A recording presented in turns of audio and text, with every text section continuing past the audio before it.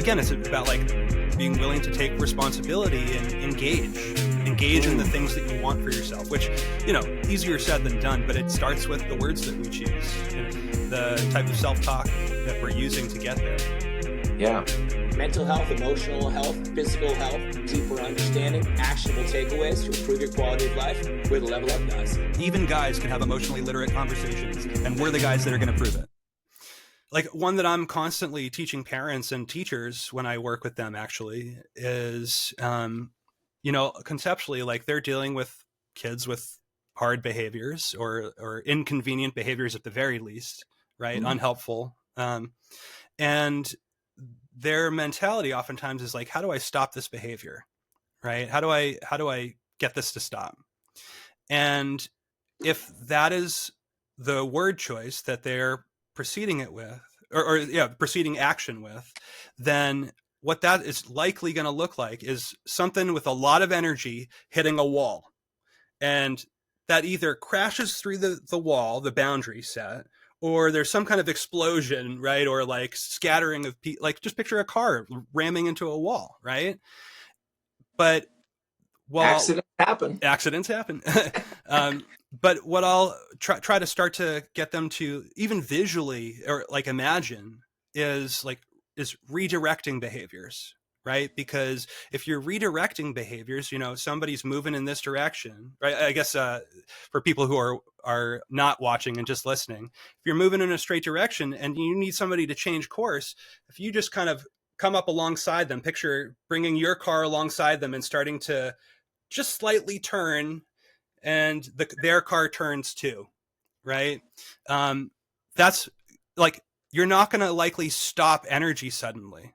What you will likely be doing is creating a different flow for that energy, right? And so it's like, oh, I don't actually need to stop this behavior. I actually need to get in there and join, maybe even kind of join what's happening, and still just kind of nudge it a little bit to the right, or, you know, a little bit at a time, kind of thing. Interesting. Yeah, redirect versus stop. I mean, a lot of the people and, you know, writers and kind of psychology philosophers I love have some great differentiation of words too. I know I mentioned Becky Kennedy before. One that I just adore of hers is how she defines guilt. But let me start with you. Like, when you think of guilt, what do you think of? Or like, what does that bring up for you? Wow, that's a sledgehammer of a question right out of the right. Okay, when I think of guilt, like, I don't know. Can we pause? I don't want to give you like a small talk answer. When I think of guilt, what do I think about? I think about the past and things that I did, that I said, that I wish I had an opportunity to go back and maybe modify that. That still weighs heavily on me in the present moment. Something like that. Okay, cool. Yeah. I mean, I think that resonates with probably a lot of people. So she defines guilt as the feeling that we have when we act out of alignment with our values. So a lot of people are like, you know, and this doesn't necessarily apply to what you shared, because I think that yours is kind of maybe aligned with what she said, right? But a lot of people, like, guilt feels like an intolerable feeling. Right? It very quickly leads to shame, or it very quickly is like, you know, just something that people have a hard time sitting with. And it's functionally meant for us to have a hard time sitting with it, but not so that we bury it, right? It's actually meant as more of a compass or a bridge back to our value system, right? Like, it is an indicator that I'm not aligned with my values, and I can bury it and stay misaligned with my values, but that's when it becomes shame, right?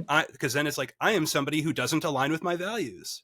That's more of an identification statement, right? As opposed to, you know, I'm misaligned with my values and I can take action to realign. And that might be a repair conversation. It might, you know, whatever it is.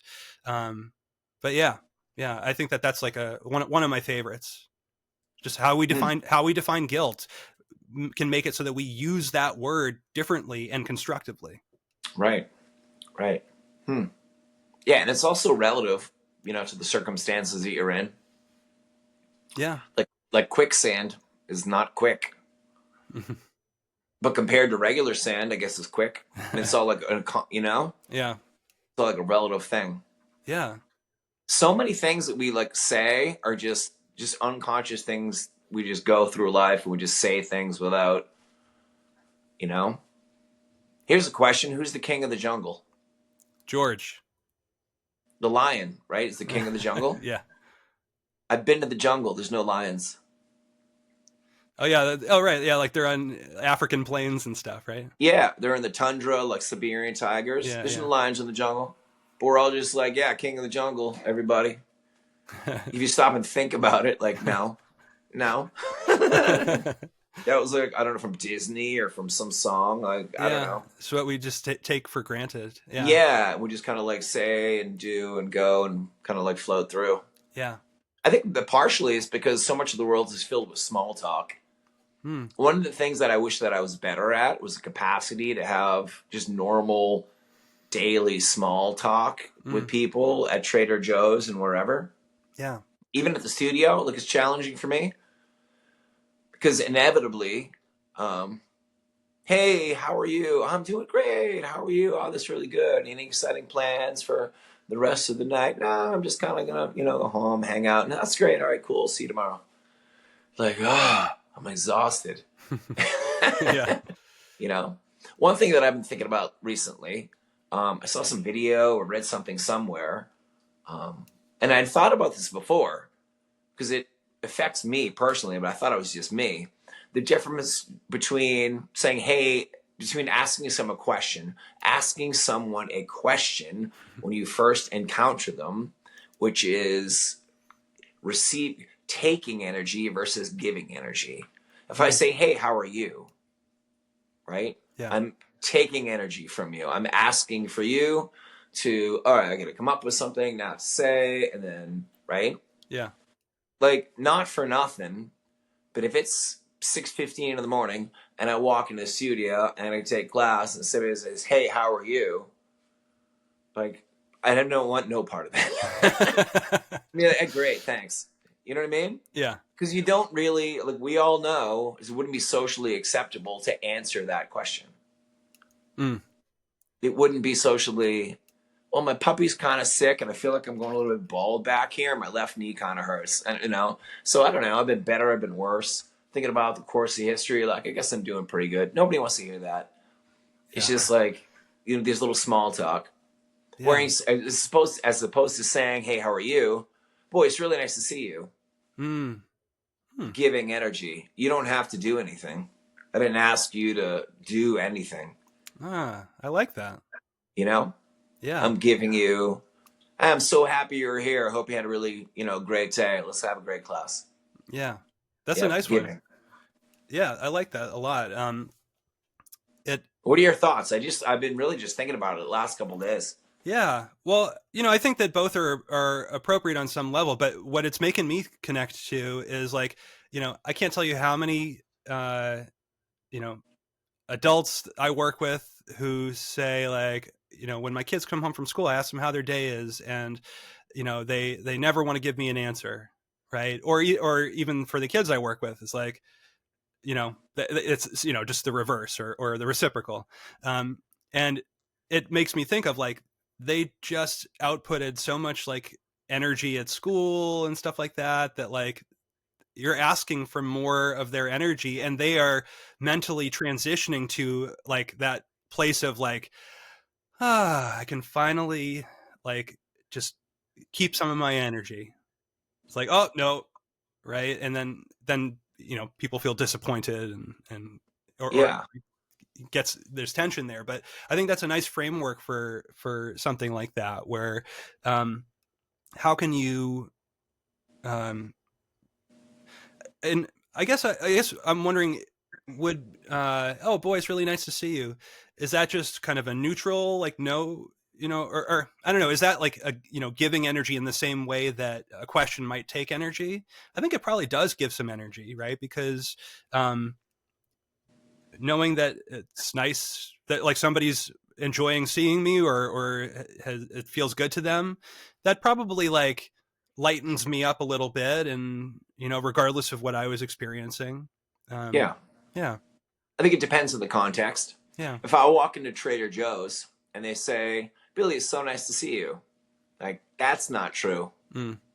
That's not true. Yeah. But if you walk in, if I walked in and say, Billy, it's so nice to see you. We got eggs in. We haven't had eggs for the last couple of weeks. So grab yourself a couple eggs because I know you love eggs. That would make me feel like, okay, now we're talking in reality. You know what? It just, so as you were kind of painting that picture, an interesting, like, direct phrase that somebody, if I went to Trader Joe's, if they greeted me at the door with, is like, thank you so much for choosing to spend your money here today. Mm. It's Yeah. like, oh, yeah, you're welcome.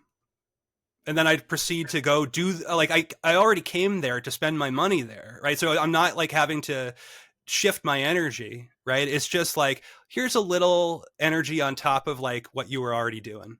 Right. Yeah. I think it was Chick-fil-A. It's my pleasure. Do you know about this?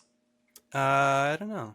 I don't know if it's still a thing, but for a long period of time, I've never been at Chick-fil-A. Neither have I, actually. Weird. But the people working there, the employees say, it's my pleasure. Thank you. It's my pleasure. They would have to say, it's my pleasure. Well, because the boss says you have to say, it's my pleasure, that's pretty thin. That doesn't hold a lot of value. Because you're doing it because it's part of your like work routine. I hear you. Part of your, it's my pleasure. As opposed to being trained to be like, hey, we should be super grateful for these people buying chicken sandwiches, because if they didn't, we would be working somewhere else. No, we wouldn't be able to be here. So, say thank you like you mean it, if you really mean it. Yeah. But yeah. No, that's interesting. I try to note when people walk in, I mean, I don't want to go too far off, but when it comes to like words, I try to really, when someone walks in the door, I try to really notice them in that present moment. I'm not like looking down at my keyboard. I'm not on my phone. I'm not sitting. I stand up and look and try to like have some sort of an interaction where I'm giving and it's actually like relevant to the moment. It helps it feel authentic. Yeah. Commenting on their last class, or they got a new haircut, or hey, are you limping a little bit? Did something happen? Or, whatever it is. But like really interact with someone, What's the opposite of small talk? Big talk? Is that a thing? Like the opposite of that little chit chatty, hard to navigate talk. Yeah. It's what is occurring to me is like if somebody's present with me in the moment and noticing, like that definitely helps me feel more seen, right? Yeah. As opposed to like it's just chit chat or whatever. It's like, and I think even feeling seen within small talk, like certainly feels better and not empty, right? Yeah. Yeah. No, You've probably noticed in me. You probably noticed like if you text me, hey, how are you? I struggle with that. I'll look at that. Like, great, still grinding it out or something. Yeah. I mean, because I'll look at it for like an hour, a hanging day, in there, sometimes a week. And I'm like, I don't know. I really want to, he's my best friend. I really want to tell him like all the stuff that's been going on and like how I'm going through all the, over here I'm winning and over here I'm losing and all the different stuff. But I feel like it would be like socially appropriate to say, everything's great. How are you? That's kind of like what society says that we should do. Yeah. And I mean, and that's something with texting too, right? Like, I think very different. And I think texting oftentimes is like its function is to kind of just like briefly touch base. I know that people are, use it for much longer conversations, and that can, there's a lot of mixed research and people's feeling differently about, how that's directing our language and also just like our culture. But that's another episode, some future time. Or actually just listen to Andrew Huberman. He talks about it all the time. But I mean, it's like when I'm kind of reaching out to you, am looking for like I do want to know where you're winning and where you're losing, but oftentimes it's like, you know, it's a moment in the day when I'm thinking about you, and Yeah. maybe the thing to do then, I mean, this is why like the words we choose and being purposeful matters. Maybe it's actually just, hey, just found myself thinking about you, period. Right? Like, Interesting. Yeah. right then it's not like requesting your energy. It's just, Hmm. hey, I'm thinking about you, and if you want, you can share about, you know, how you're doing, or oh, I really needed that, like, you know, today's been a rough day because da, da, da, da, you Yep. know. Interesting.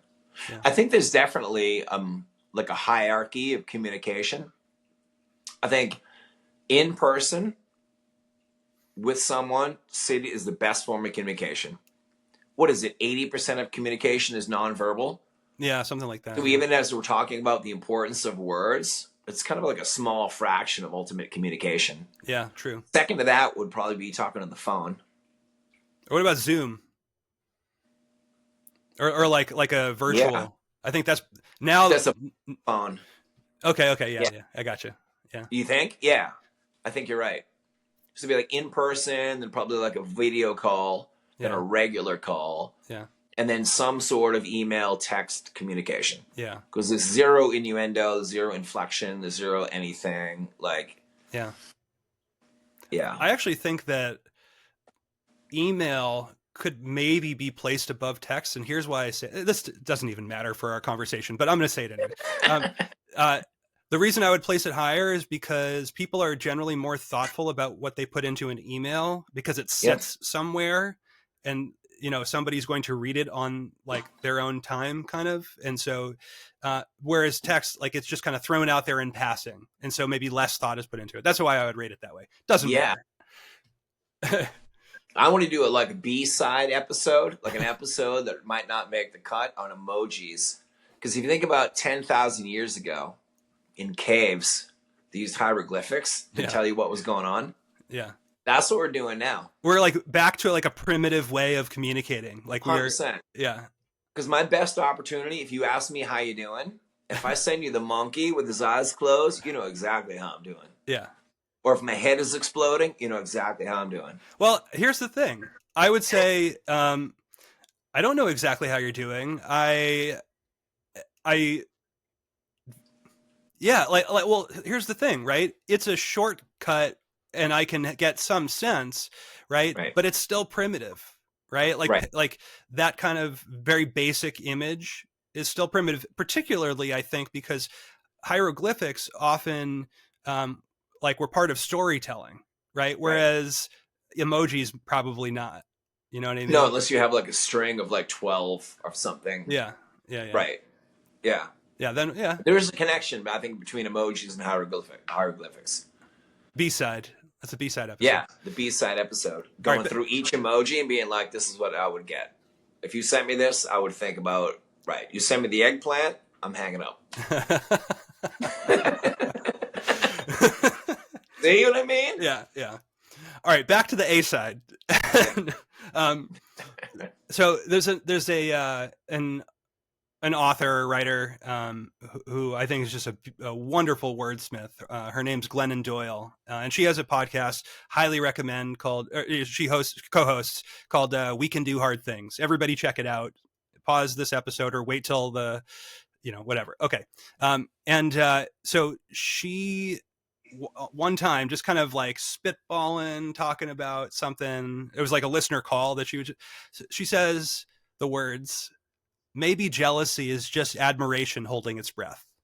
And I'm like, you just jealousy is admiration holding its breath. It's like, you just changed how I like, right? Like jealousy, being jealous of somebody is like, typically you have some admiration for what they either are able to do, or or whatever, right? Like we might be jealous of somebody who is really successful in business. I don't know, I'm just making this up, right? It's like, I actually admire the skill set that they have, but it's like, holding its breath. It's like, just before we're able to say, I admire the skill set you have, like how amazing you've created your life to be, right? Right. Like it's just before that shows up, is Mm. jealousy. But when it's like held in, it's still held in, right? Yeah. That Yeah. like change how I think about it.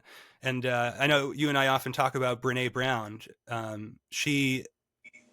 don't know. I don't think this originally came from her, but it came out through somebody she was interviewing, and I don't remember who it was with. But she was asking about resentment, right? Like, how many times have you like told yourself or just felt like, oh, I resent this person, or I feel resentful in this moment?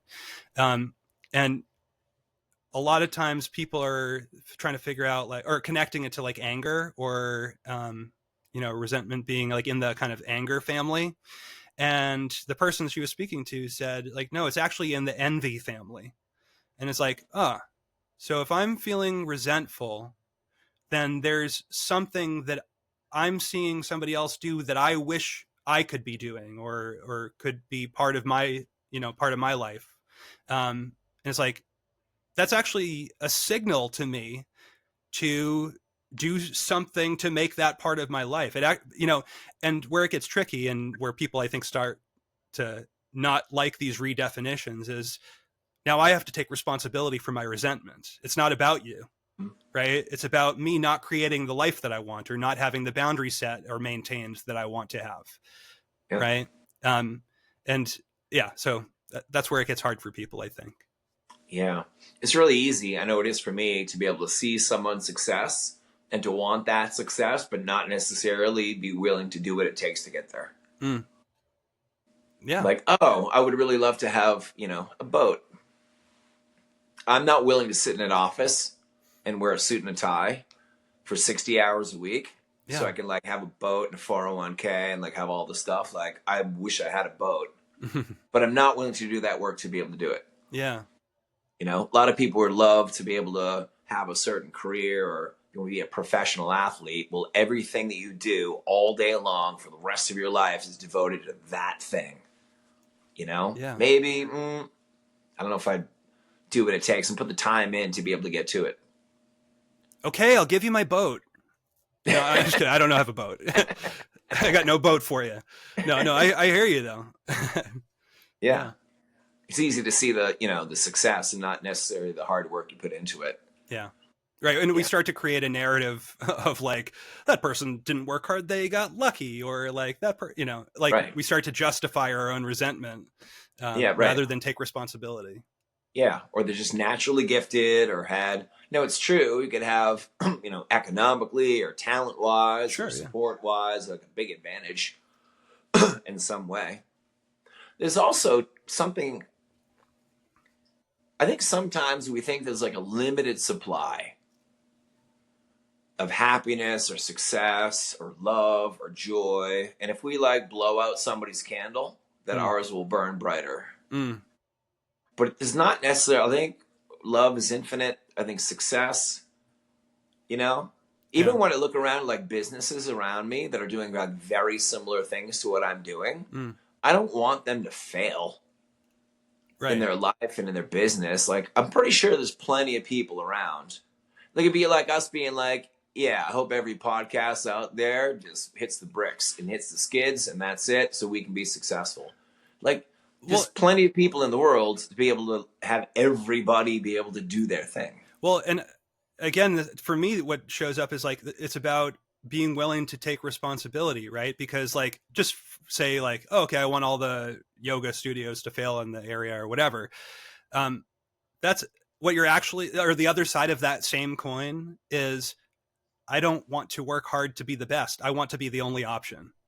Mm-hmm. Right. Or like, I don't want to work hard to be the most, to be as appealing as I can be. I just want to be the only option. Right. And so again, it's about like being willing to take responsibility and engage, right? Engage in the things that you want for yourself, which, easier said than done for sure. But it starts with the words that we choose, and it starts with the type of self-talk that we're using to get there. Yeah, for sure. Yeah. I feel like that might be a good ending point for today. Yeah. The words matter. Yeah. Words do matter. Cool. Some words that matter to me is subscribe, follow, yeah. comment. Are you going there? I was going to go there. No, but you should go there because I was going to skip right over that shit. No, go. Yeah. But we need that. Say it. And we're up and rolling. We got Spotify, we got Apple Music, we got YouTube, we got a website, we got an Instagram handle, so you can check us out. We're making shorts. We got a little shorts a couple times a week, maybe every day. On Instagram, yeah, anything you can do to follow us, share, comment, like, whatever. Yeah, increase the algorithm, get us some boosts. It's all good. Yeah, seriously, click the bell so you know when the next episode's coming out. We're releasing every 2 weeks. A lot of times it's like a part 1, part 2. So you're definitely going to want to know when the next continued part of the conversation's coming out. Mm-hmm. But yeah, stay in touch with us. Leave comments on YouTube, subscribe, follow our stuff on Spotify, as you said, on Apple Podcasts, on Amazon podcasting, all that stuff. And yeah, we'll see you out there. Keep leveling up, everybody. All right, till next time. All right, love you, buddy. Love you too. That's it for today, you guys. Make sure to follow us. You can find us on all the major platforms. If you really like what you heard, maybe share it with a friend, share it with a buddy, maybe share it with an enemy, because we all need a little bit of love. We're going to level up together. See you next time.